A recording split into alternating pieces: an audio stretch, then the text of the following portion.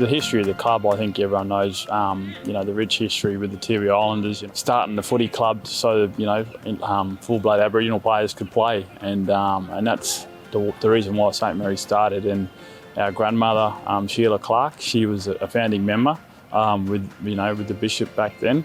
And you look up on that life member board, and she's, the first female name up there, the second name on the whole board. And she was a founding member of the St Mary's Football Club when they first started back in 1952, and she became the first treasurer. Was instrumental in doing a lot of work for fundraising and in the early days. So she had 6 children.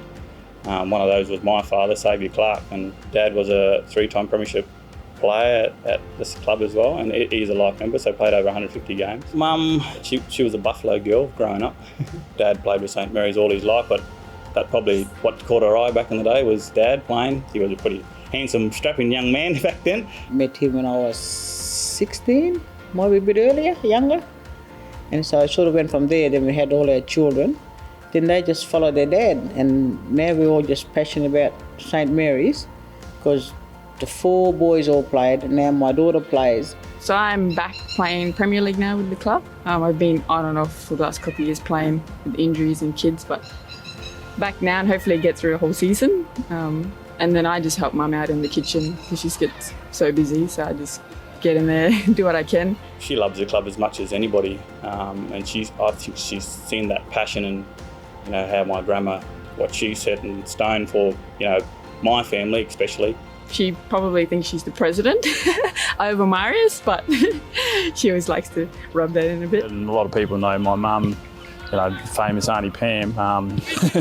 But yeah, she's always been here from day one, trainings, running us around and getting us where we need to be. So I hear a lot of comments back when we were younger how lucky we actually really were to have a mum like my mum, because she'd be there at every game, with all of us kids really, running water or timekeeping, with Dad, so they always were involved in some sort of way. Growing up with boys, because I'm the only girl, there was always like playing 1-on-1 in the backyard or 2-on-2. Dad would pick the ball up and it was very rough and stuff, so I had to be kind of tough to play against them. But yeah, there was always footy happening, definitely. It's very competitive. I used to try and beat the older 2 siblings and get a kick.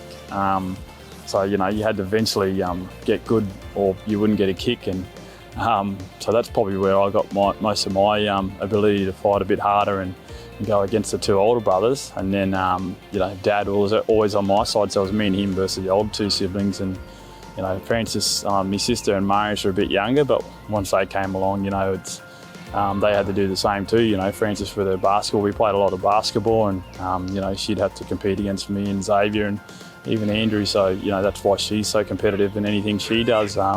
We were sort of getting ready to get drafted, or Xavier had already left by the time Marius got to that age to play in a competitive level. So yeah, but he you look what he's doing now and put his hand up to do, and to try and dig this football club out of a massive hole is something in itself that I'm so proud of him for sticking his hand up for doing. So it's been quite an eye-opener for myself, in the last 2 months, just stepping into the president's role. There's a lot of work that you don't see when you're the vice president, and I realise that now.